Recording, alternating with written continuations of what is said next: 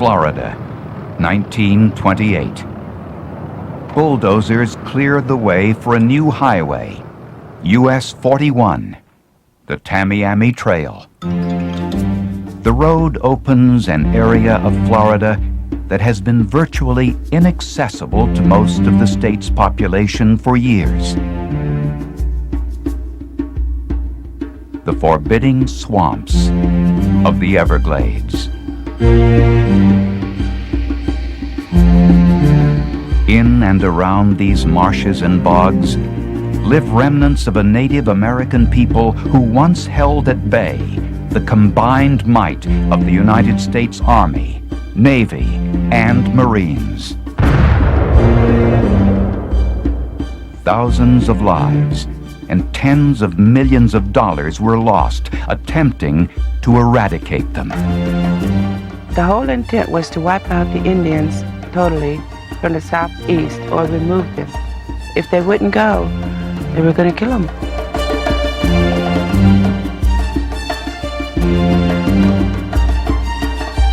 But the people of this land, the Seminoles, stood and fought.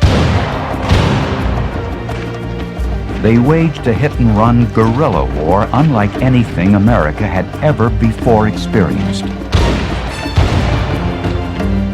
For the United States, fighting on alien terrain against a determined, elusive foe was a grim foreshadowing of another jungle quagmire. One that would baffle U.S. forces in Southeast Asia more than a century later. If you corner an alligator or a rattlesnake, they tend to turn around and bite you or fight back for survival. The Seminole Indians were the same way.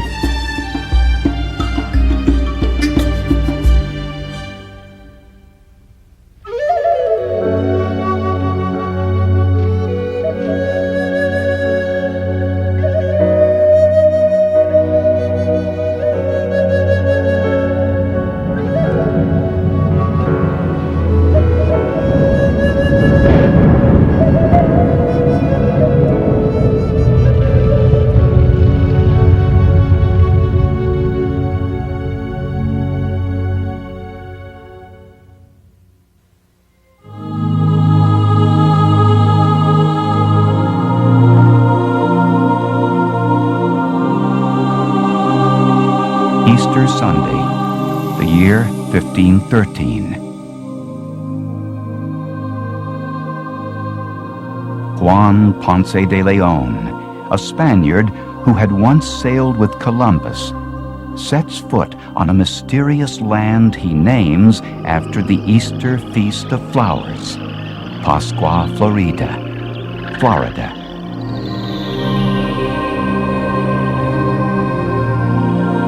Legend says Ponce de Leon was searching this land for the fabled Fountain of Youth. But in reality, he is just one of many Spanish explorers and colonizers who sailed to Florida for power and plunder.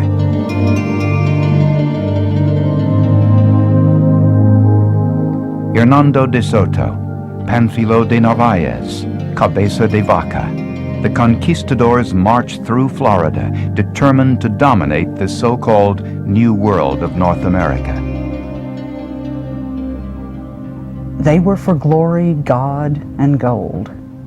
There was nothing else in the equation, nothing else. And that was what the native people experienced. When the Spaniards arrive in the 16th century, there are more than 500,000 Native Americans living in Florida. Such people as the Appalachians, the Timucuans, and the Calusas. They fiercely resist the Spaniards, but are no match for their firepower, their relentless slave raiding, and the devastating diseases they bring from across the sea. In fewer than 200 years, hundreds of thousands of Florida natives are dead.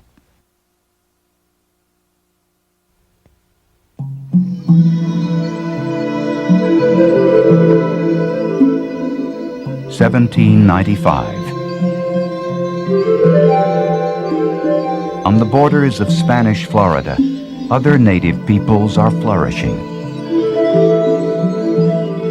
The Muskogee-speaking tribes, dubbed the Creek Indians by the British, inhabit at least 60 villages in Alabama and Georgia. But pressures from U.S. settlers have many of them looking for a new home. They join with the few surviving Florida Indians and other tribes who have migrated south to Spanish Florida. All become known as Seminoles, a word meaning renegades. So they're trying to create some coalition and trying to get along with one another, and the government then said, "You're all Seminoles," and of course some of the people didn't understand what they meant by that. All of a sudden you're this group of people that never existed before. William Bartram, a naturalist traveling throughout Spanish Florida in the late 18th century, marvels at the land of the Seminoles. I can venture to assert that no part of the globe so abounds of creatures fit for the food of man. The Seminoles seem to be free from want or desires. No cruel enemy to dread, nothing to give them disquietude. All of that is about to change. 1813. Encroaching white settlement drives the Red Stick faction of the Creeks to war. The next year, General Andrew Jackson crushes the Red Sticks at the Battle of Horseshoe Bend. The Creeks surrender over 2/3 of their territory, 20 million acres, to Jackson and the United States. As a result of the Horseshoe Bend battle, many of those people that were left moved to Florida and became a part of what we now know as the Seminole Nation. Among those on the run is a 10-year-old boy who will become a leader of Seminole resistance against the United States. His white father has named him Billy Powell. To his brothers and his enemies, he will be known as Osceola. They came as refugees after a war, and they came with what they could carry, and they came with shreds of their lives to try to find some peaceful place where they could put those lives back together. And they thought that that place would be Florida. Another group of people also seek sanctuary among the Seminoles. Blacks fleeing the horrors of slavery in the United States. In Spanish Florida, the runaway slaves join other blacks working and living with the Indians. It became quite a thing to flee into Florida by the hundreds, and it was quite productive. They could raise crops right next to the Indians. They married Indians. They became a part of the frontier. They raised their families, they raised their grandchildren, and they died right here in Florida. The blacks and Seminoles discover they have much in common. Many African traditions, including social structures and religious beliefs, are very similar to those of the Indians. But nothing strengthens their bond more than a common enemy, the white Americans. Stinging from the memory of the lash, the blacks warn the Seminoles never to trust the United States government. Once you've gained your freedom, for the most part, once you've had that taste of freedom, they probably made up their mind that, hey, they may come for me someday, but I'll never accept going back into that way of life ever again. Southern slaveholders are angry that blacks are escaping to Spanish Florida. What especially galls them is the existence of a small fort 60 miles from Georgia on the Apalachicola River. Known as the Negro Fort, it is manned by runaway slaves. This infuriates General Andrew Jackson. If the fort harbors the Negroes of our citizens, or holds out inducements to the slaves to desert from their owner's service, this fort must be destroyed.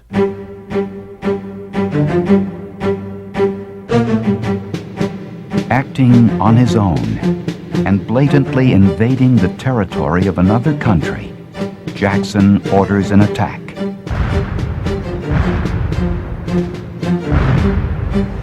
July 27, 1816. Gunboats hurl 8 cannonballs at the Negro fort. None do much damage. A 9th cannonball is heated in a ship's galley and fired. The ball ignites barrels of gunpowder in the fort. 300 are killed.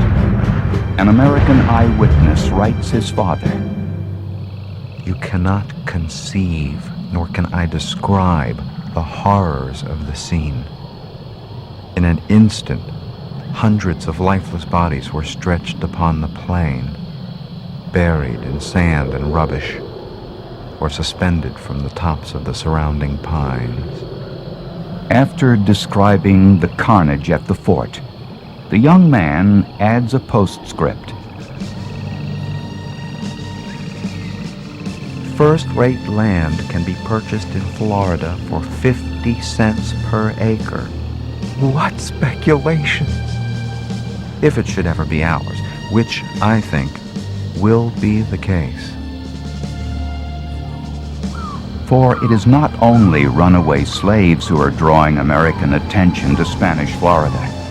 It is the promise of more land, of a strategic territory that can give the United States control of its coasts and the Caribbean. America needs Florida, one observer notes, like a body needs a foot.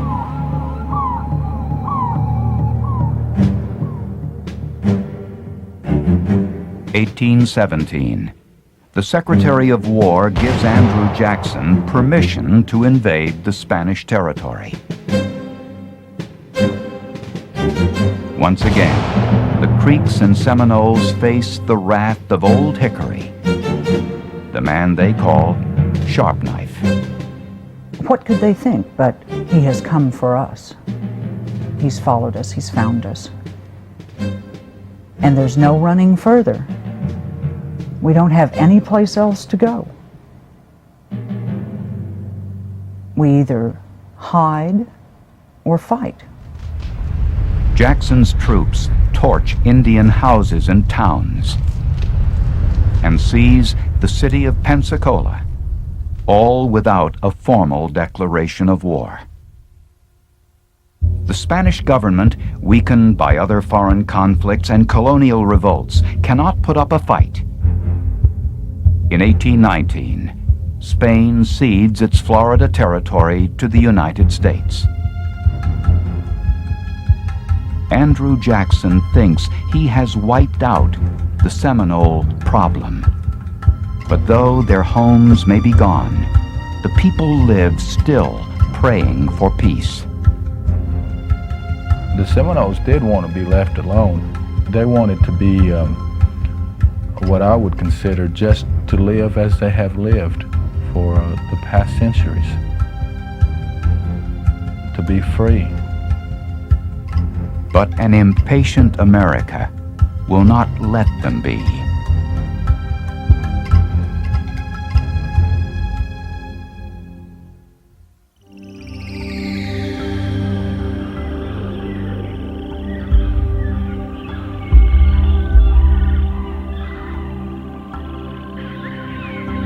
(1823).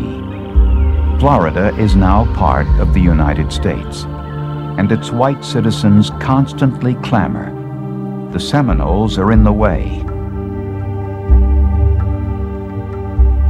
They must go, preferably west of the Mississippi River.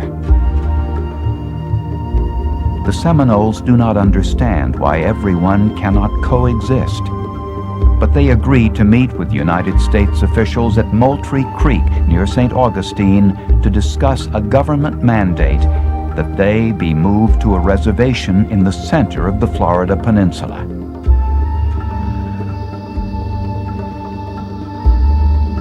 An aging head chief named Neamathla pleads to remain in his homeland. We hope you will not send us south to a country where neither the hickory nut, the acorn, nor the persimmon grows. I am attached to the spot improved by my own labor, and cannot believe my friends will drive me from it. Despite Neamathla's plea, the Seminoles say they will move to the reservation. They find their new lands harsh and inhospitable. They were reduced to just really bare subsistence. And a person starving is an angry person. A person starving is a person who has lost hope, perhaps.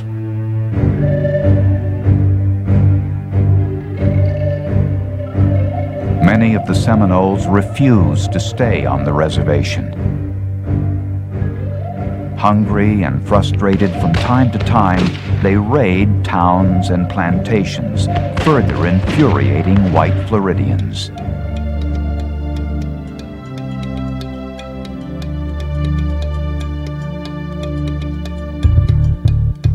What's more, there is the burning issue that refuses to die: slavery. Many slaveholders fear that the presence of escaped blacks in Florida will incite slave insurrections. Whites are permitted to search the reservation for runaways. Often, they steal away blacks who have never even been slaves. Territorial Governor William Pope Duvall warns the Seminoles.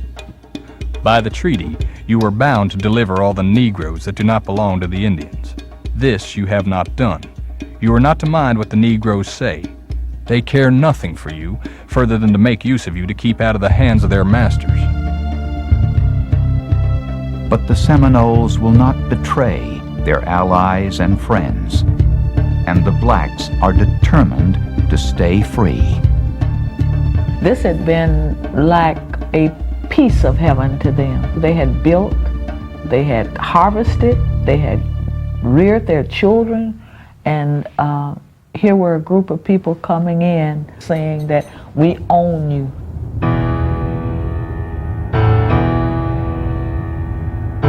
(1830). Their old nemesis, Andrew Jackson, is now President of the United States. Congress passes the Indian Removal Act. Forced migration westward across the Mississippi must begin now. Georgia's Indian Commissioner, Colonel James Gadsden, is sent to Payne's Landing, Florida, to formalize a new treaty. The absolute bottom line on the Treaty of Payne's Landing was, you will not stay in Florida. We will not negotiate a space. You will leave. The Payne's Landing Treaty is one of several, but all say the same thing: get out. The Seminoles, who have run too many times, do not want to go. This is my home. I built this home. I built this log cabin. That's my wife. That's my children. This is where I live. They didn't want to move. And who would want to move? I wouldn't want to move. I want to stay right there, because it's my home. I don't care if it's an old shack. If it's my home, that's where I want to be. April 3rd, 1835. In Florida, Indian agent Wiley Thompson reads one of the treaties to a group of Seminole leaders. One of them is incensed at what he hears. The white people got some of our chiefs to sign a paper to give our lands to them. But our chiefs did not do as we told them to do. They done wrong. we must do right. When the agent tells me to go from my home, I hate him because I love my home, and I will not go from it. He is Osceola, the man who as a boy fled Andrew Jackson and his soldiers. Like most Seminoles, Osceola had hoped to coexist peacefully with the Americans in Florida. But Thompson's message of removal leaves him bewildered and enraged. I believe that this is the moment when everything changed in Osceola's mind. This is the moment when Osceola said to himself, Thompson will pay. And they'll see. They'll see just exactly what it means to the Indians to be pushed one more time. Although some of the chiefs agreed to emigrate west of the Mississippi to Indian Territory, what is now Oklahoma, Osceola becomes a leader of the resistance. The black Seminoles, fearful of returning to slavery, side with him. Osceola knows that only drastic action will show Seminole resistance is real. He helps plan a series of actions that will prove they mean business. Thursday, October 26, 1835. Charlie Amathla, a Seminole leader, is riding back to his camp with money the government has given him to emigrate. Osceola shoots Charlie Amathla dead. He leaves the body on the trail, the money strewn around the corpse. It is a message. This is what happens to those who betray their people and homeland. What a lot of people don't realize is Charlie Amathla and Osceola were friends. They were close.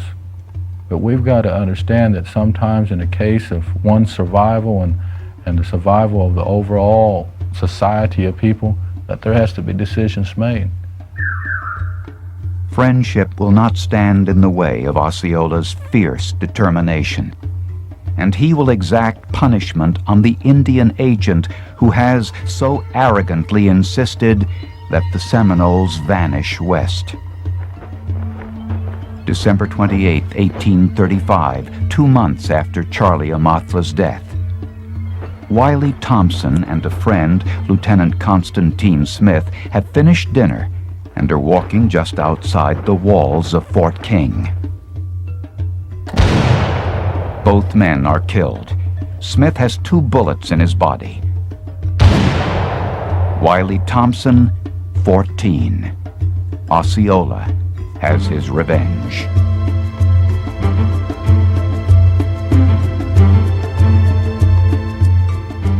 I think they just took all they could take. They went to the limit of human endurance as leaders to protect what they had, and they were simply willing to fight. But the fact is, we're going to fight to the end.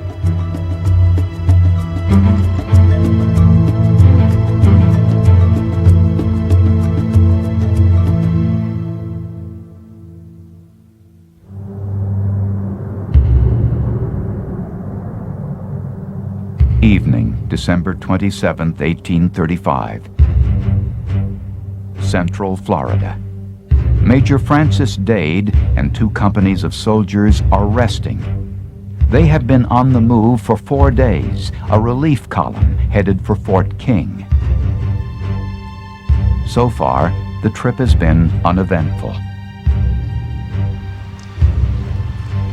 Then the morning of the 28th of December, there was a drizzle of rain falling. The temperature was some 48 degrees, quite chilly. Major Dade called out to the men and told them that I can't tell you to put your weapons on the supply wagon, as it would be unmilitary. But you can carry them under your coats to keep your powder dry because of this drizzle of rain. 8 a.m. Cold and wet. The men march along the road between a lake and the Wahoo Swamp. Major Dade assures them they are safe. We have now got through the danger, he says. Keep up good heart, and when we get to Fort King, I'll give you 3 days off for Christmas.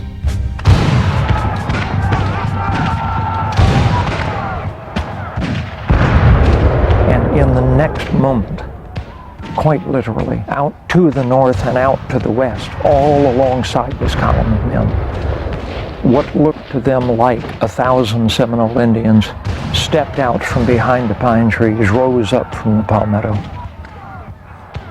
and at point blank range they fired into the faces of the command strung down this road.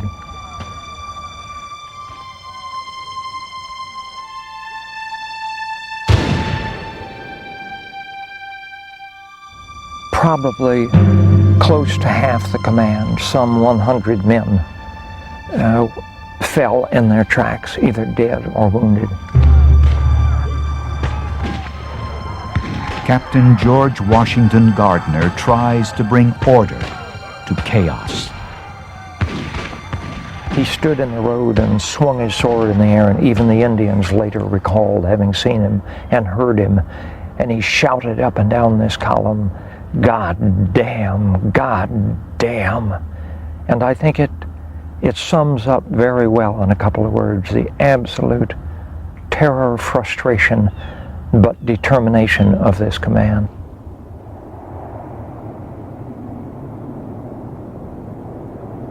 Several hours after the battle began, all but one of Dade's men are dead.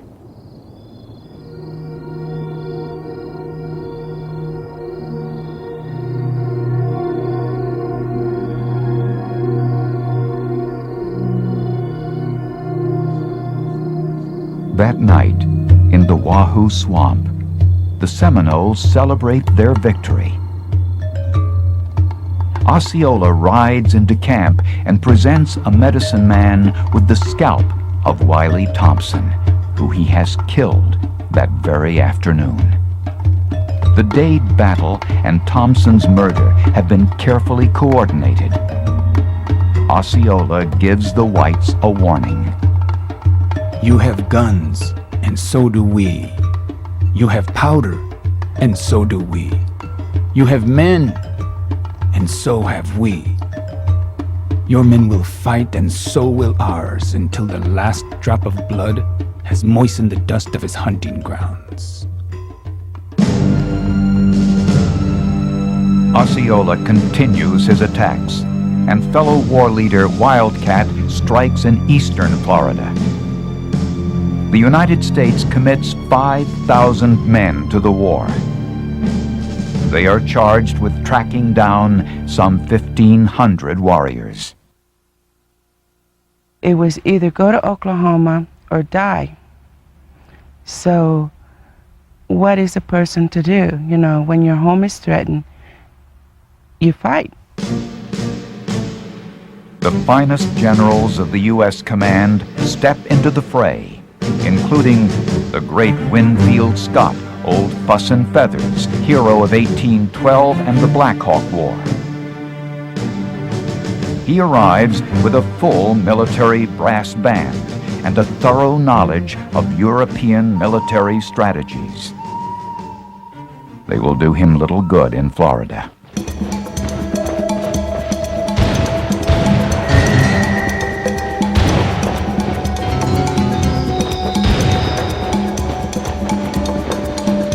It was actually one of the first forms of true jungle guerrilla warfare that the military ever really experienced.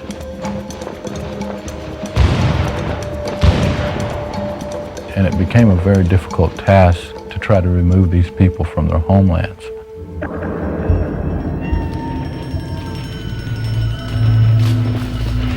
The military strides in, only to find itself bogged down in mud and antiquated tactics.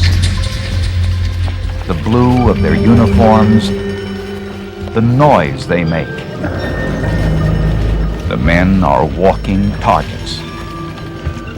It was so bad that men fought the terrain almost as much as they fought the Indians. The climate The fact that it was either abysmally hot or abysmally cold, that when you were cold you were also wet, and when you were hot you were also wet. The fact that they were never quite walking on land, but they weren't quite walking in water, made this a really difficult place to be. 3 generals, including Winfield Scott, go down in defeat. December 1836, General Thomas S. Jessup takes command of 8,000 soldiers and volunteers. His orders: beat the Seminoles with whatever it takes and ship whoever's still alive out to Indian Territory.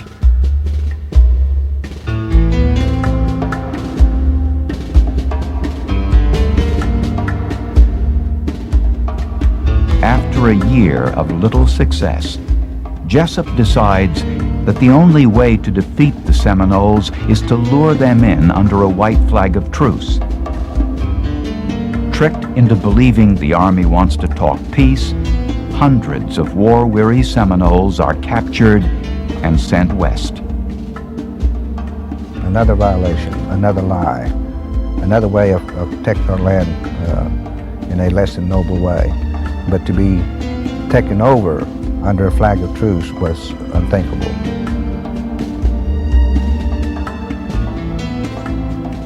The course that Jessup finally decided to take was without doubt an indication of his own personal desperation and the desperation of the United States to do something, to bring this conflict to a close, to settle this Seminole question.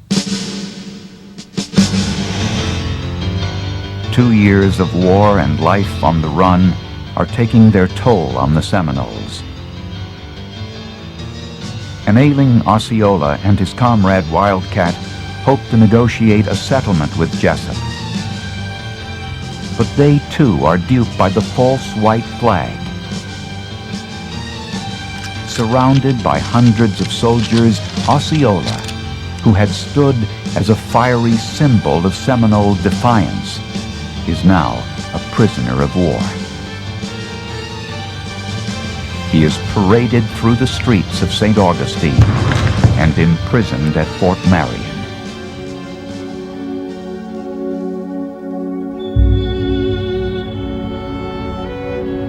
December 1837. As hundreds of disheartened Seminoles are captured and dispatched west, the government decides to ship Osceola north to a harbor fort in Charleston, South Carolina. Osceola becomes a tourist attraction as sightseers crowd to gawk at him. He is weak and weary, ill with malaria, and quinsy, an infected, inflamed, sore throat. George Catlin, the artist who chronicled so much of what we know about 19th century Native American life, arrives to paint his portrait. He is a most extraordinary man, Catlin writes. And one entitled to a better fate. He is grieving with a broken spirit and ready to die, cursing the white man, no doubt, to the end of his breath.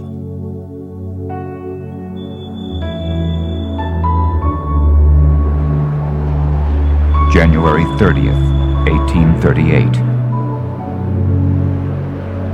Unable to talk, the 33-year-old Osceola signals his wives to bring him his full war dress. He paints his face, knowing that sickness is going to end his life. He shakes hands with everyone in the room, including physician Frederick Wheaton.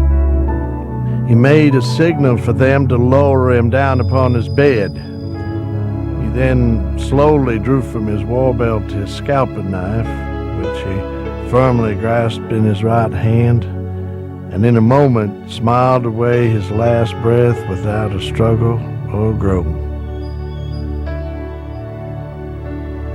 He was just the epitome of life for the Seminole.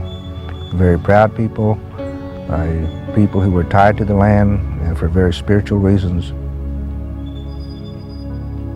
A group of people who love their families and would do anything to protect and defend their family and their home.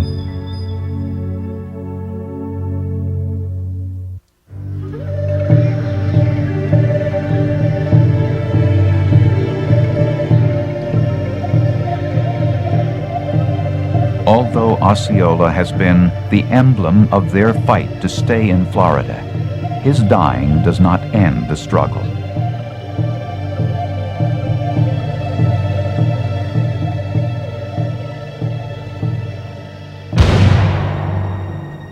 The Seminoles, both natives and blacks, vow to fight on. Wildcat, the Seminole leader who had been captured with Osceola, has succeeded in a daring escape from the Fort Marion prison.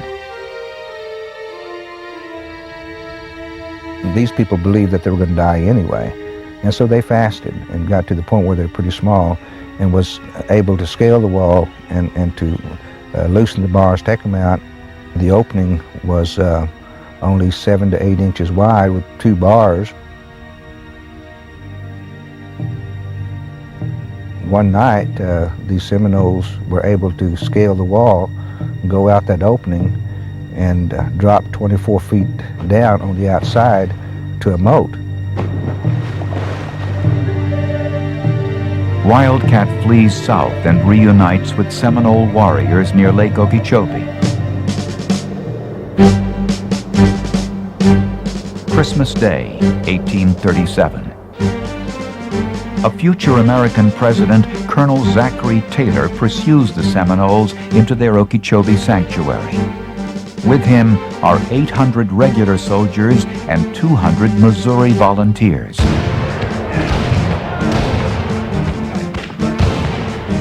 At the first volley from the Seminoles, the volunteers flee. But Taylor's regulars stay in line. The Battle of Okeechobee is the largest of the war, the last time the warriors and soldiers will meet in such numbers.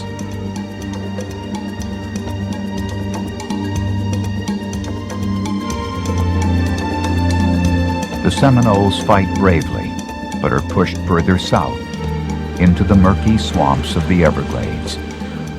Nothing they do seems to stop the relentless demands of the whites to get out or die. Members of Congress protest the expense and loss of life, but the skirmishes grind on, year after year, a frustrating war of attrition. Many Seminoles cling to the hope that the United States will finally relent and let them hold on to some small plot of land. They are hungry and sick, but they will not give in. You couldn't keep a child who was under 3 years old because they had to eat. Mother's milk failed because mothers didn't have enough food or drink, and they cried. And they can be very loud when they cry. So sometimes, in order for the survival of all the other people and children, they had to, snuff the children, snuff the child that was crying. They didn't intend to, but if there was somebody real close by, they would put their hands over the mouth. And you can't really do that without suffocating your child. So that sometimes it was accidental, and sometimes they had to do it on purpose.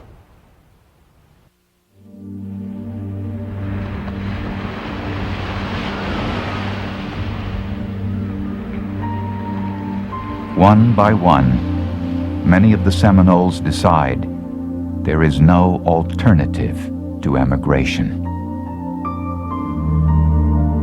Some of the old people decided that they would not move to the new territory, that they would die on the Florida land, and they stayed behind. But some of them who had still full lives ahead of them and wanted to see the welfare of their children and of their band and of their people to still replenish and start over again, I guess you could say, they decided to move and to go to Indian Territory. October 1841. Even the great warrior Wildcat has been captured. He and his people prepare to sail for New Orleans and the trek to Indian Territory. I am looking at the last pine trees on my land. It was my home. I love it.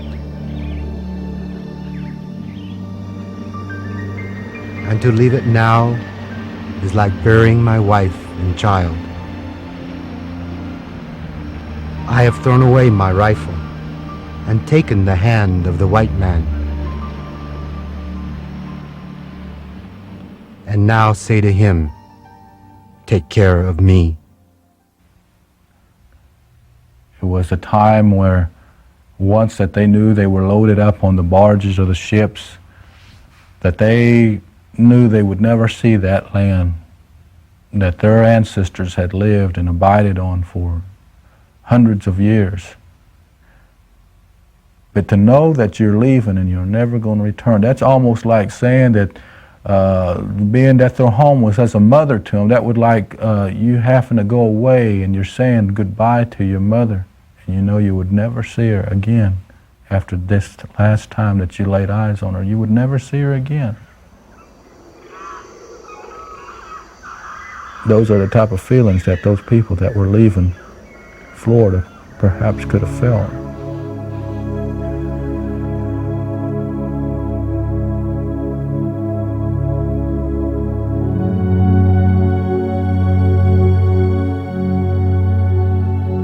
August 14th, 1842. It has been more than 6.5 years since the death of Wiley Thompson and the killings at the Dade Battle.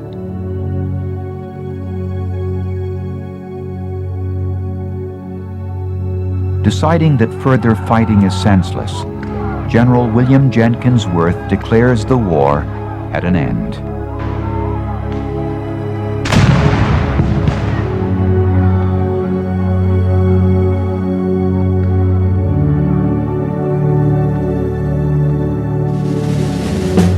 The war didn't end because there was any clear victory. The war didn't end, if it did really end, because one side capitulated. The war ended because the United States ultimately got sick and tired of fighting it. And because public clamor was such and congressional opinion was such that the United States government no longer wished to appropriate funds for the prosecution of what appeared to be a losing war, a war which simply could not be won. And so in 1842, it was decided by the United States government unilaterally that the war would be declared at a close.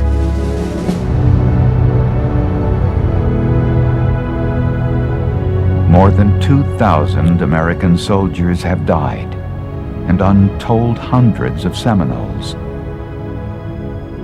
3,000 have been removed to Indian Territory.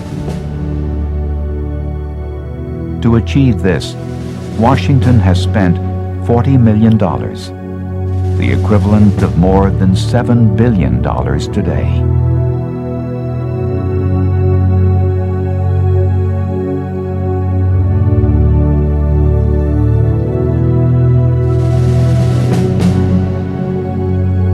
But in spite of all the money and all the bloodshed, the government never truly defeats the Seminoles. At war's end, 300 still remain in Florida. Having successfully resisted for so long, they are allowed to stay. To these survivors, the United States has given in. There was a certain faction, Seminoles, that can actually officially say that they did not come to the point where they said, we surrender, we give up. The ones who would never officially surrender or sign a peace treaty with the government in the time of conflict with the United States.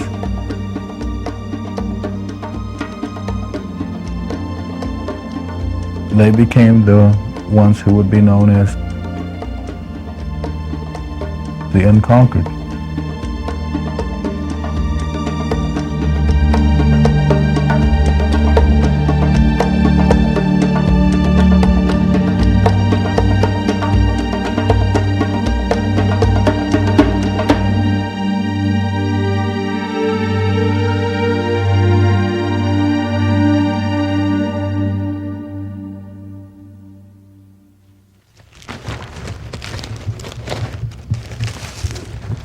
Today, almost 3,000 descendants of the unconquered Seminoles still live in Florida.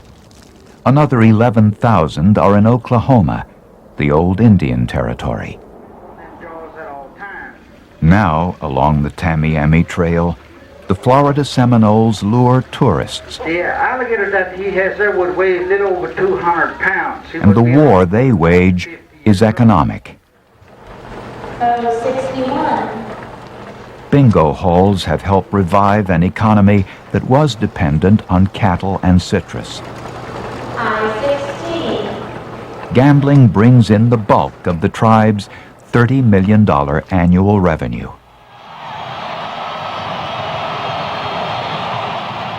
Florida State University's football team, the Seminoles, were the 1993 NCAA national champions. Every fall Saturday, a new Osceola rides.